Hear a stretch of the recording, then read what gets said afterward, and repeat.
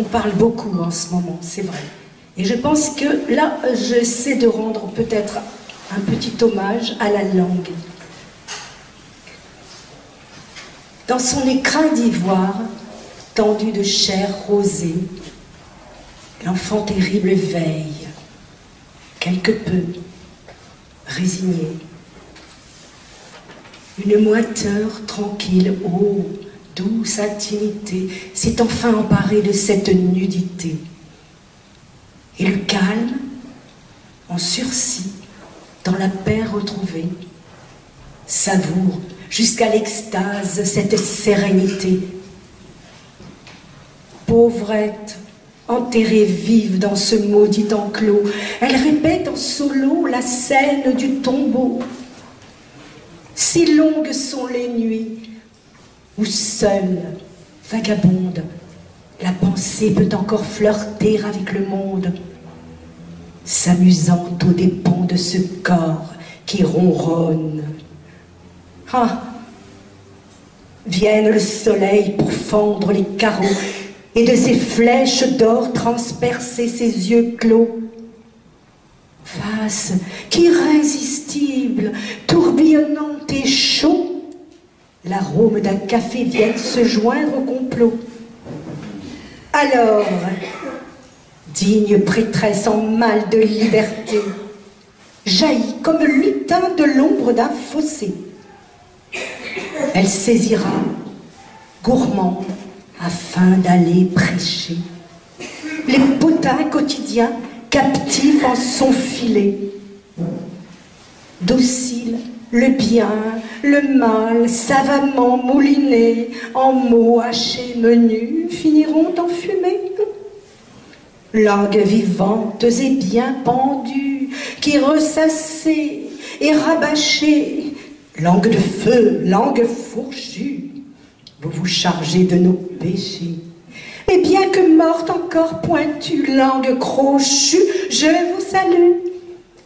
Vous, gentes langue de belle-mère, que l'on dit langue de vipère, toutes les princesses du blabla qui pratiquaient la langue de bois, hélas, vous feriez mieux parfois de la donner votre langue au chat.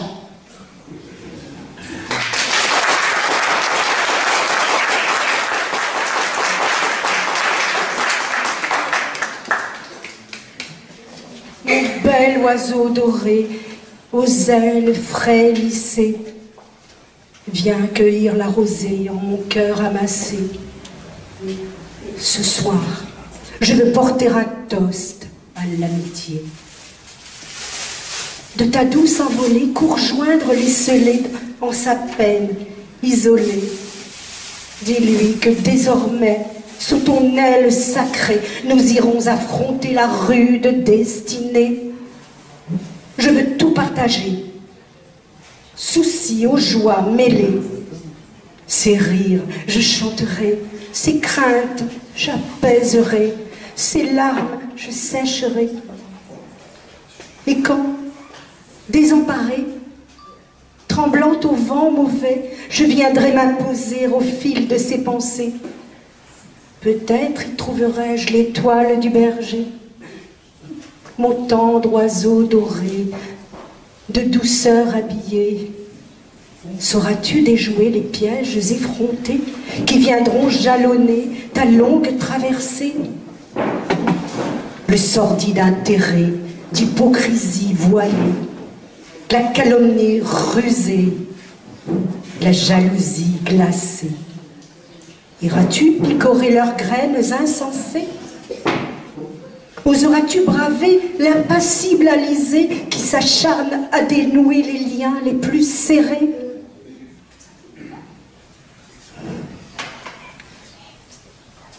Le temps d'un bel été, l'oiseau s'en est allé plus loin, batifolé, et dans mon cœur blessé, une perle de rosée, d'or cristallisé.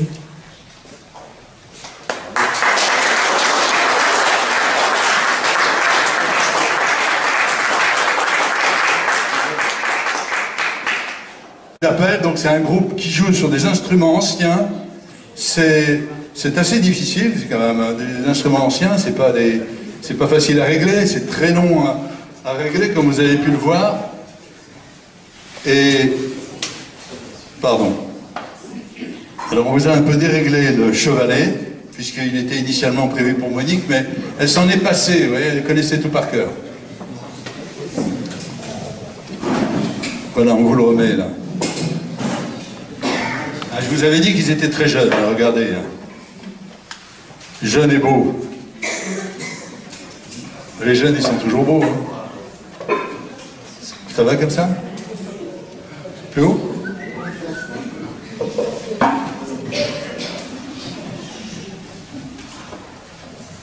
Bien. C'est à vous de jouer.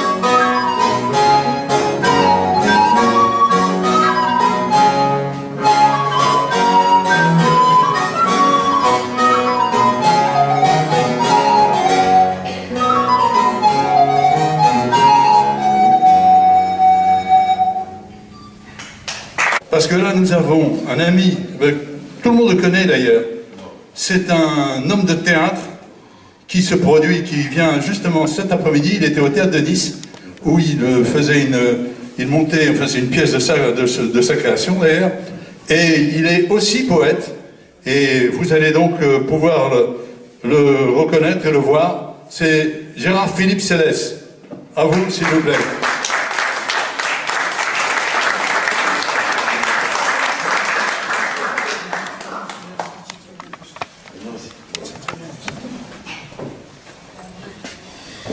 Merci de votre accueil. Complainte à Vincent. Vincent Van Gogh. À Arles, où roule le Rhône, dans l'atroce lumière de midi, un homme de phosphore et de sang pousse une obsédante plainte, comme une femme qui fait son enfant. Et le linge devient rouge, et l'homme s'enfuit en hurlant, pourchassé par le soleil, un soleil d'un jaune strident. Au bordel, tout près du Rhône, l'homme arrive comme un roi mage, avec son absurde présent. Il a le regard bleu et doux, le vrai regard lucide et fou de ceux qui donnent tout à la vie, de ceux qui ne sont pas jaloux, et montre à la pauvre enfant son oreille couchée dans le linge, et elle pleure sans rien comprendre, songeant à de tristes présages.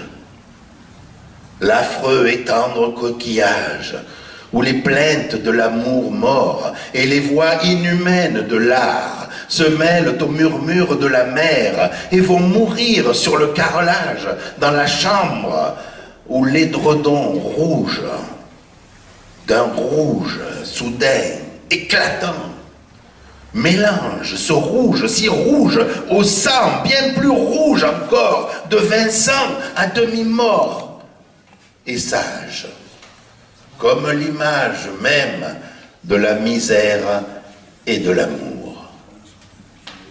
L'enfant, nue, toute seule, sans âge, regarde le pauvre Vincent, foudroyé par son propre orage, qui s'écroule sur le carreau, couché dans son plus beau tableau. Et l'orage s'en va, calmé, indifférent, en roulant devant lui ses grands tonneaux de sang, l'éblouissant orage du génie de Vincent. Et Vincent reste là, dormant, rêvant, râlant. Et le soleil, au-dessus du bordel, comme une orange folle dans un désert sans nom, le soleil sur Arles, en hurlant, tourne en rond.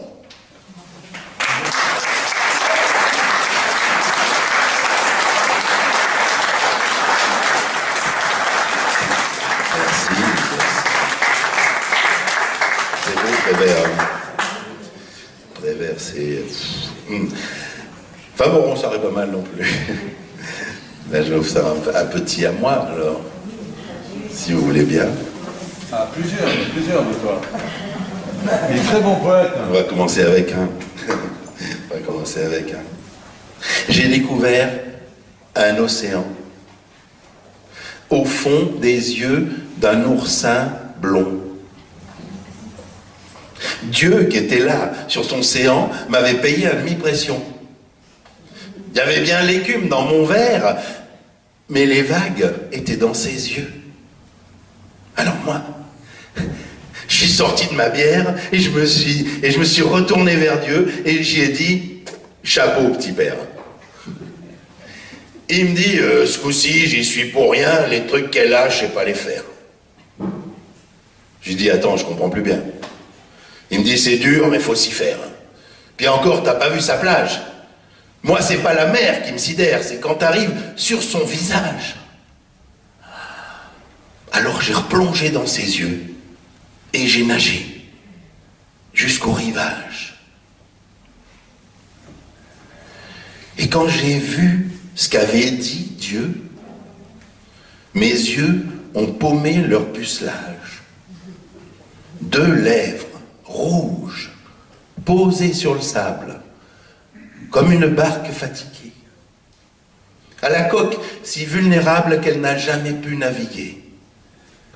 2 croissants de lune qui font l'amour pour essayer de plus penser qu'un jour viendra où un vautour les séparera dans un baiser.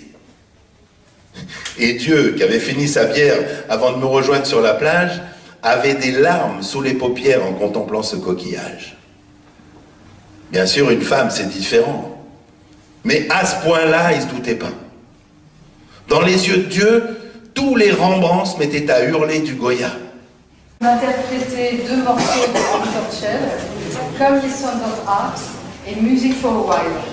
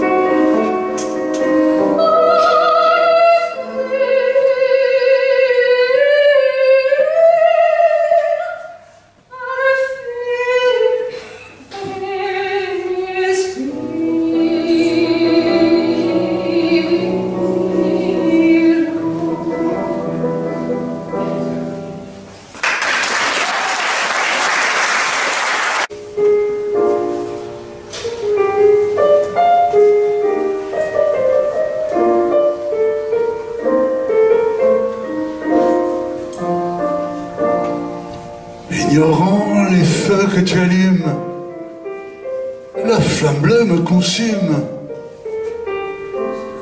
J'adore le soleil, je ne suis pas net. Dans son cercle gravite ma planète. Révèle-moi encore tes beaux fruits qu'une dernière fois dans ma vie. Tes rondeurs vont remplir mes nuits, à jamais habiter ma survie.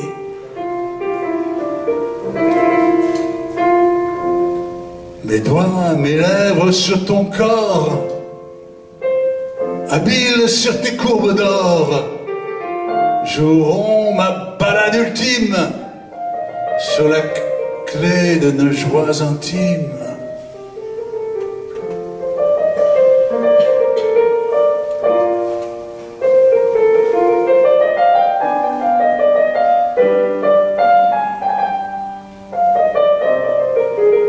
Sous ma ceinture, le jean se dresse d'espoir pour avoir ta tendresse. Muse d'amour, prends-moi cette nuit que je me grise encore à ton puits. Garde-moi comme esclave, je te comblerai de ma lave. Vidé, rompu à l'aube, je vais m'épandre comme une menthe pieuse, tu vas me fendre.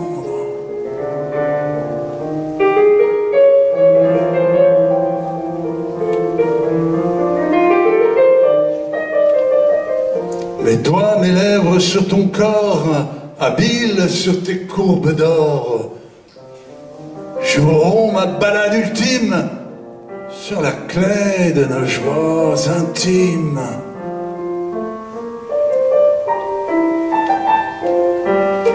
Ma tendre prière, tu la rejettes, tu ne t'aimes pas pour un poète. Tu prises les louanges avec délice de mains qui te pourrissent. Moi, le trouvère, passeur d'images, tu me laisses avec mon rêve de cage, ignorant les feux que tu allumes. Leur flamme bleue me consume.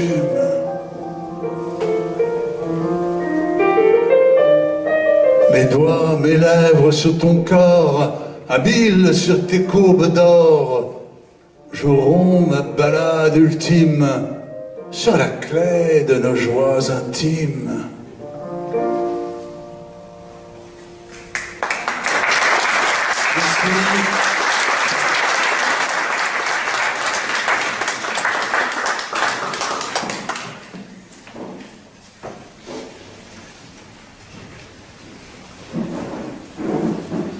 Un petit poème, pas très, enfin, ça touche, ça nous concerne tellement tous. C'est Maestro, je vous prie.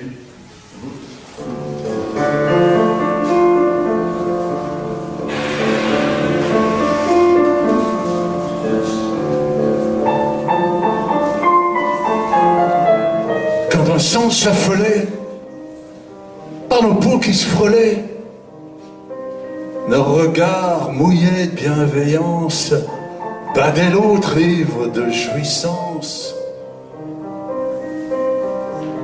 Jalousait notre amour exalté, se jouait crânement de l'adversité. Alors nous aspirions à la paix, cette chimère rongée par l'irrespect. Vouloir s'affirmer, c'était louable, en dénigrant l'autre, invivable.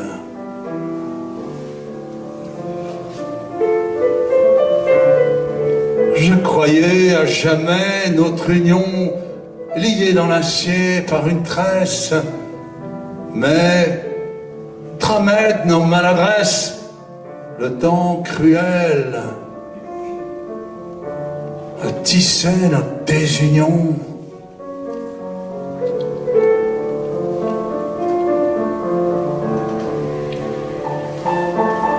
blessé par des déchirures, usé par des pseudo-trahisons.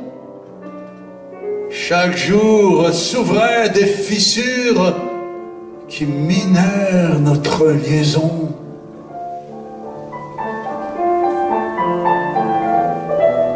Comment ignorer le cri des hormones sans virer moine nonne? Comment occulter la moitié de sa vie sans mettre en péril sa survie? Comment se dire je suis enfin libre sans avoir retrouvé l'équilibre?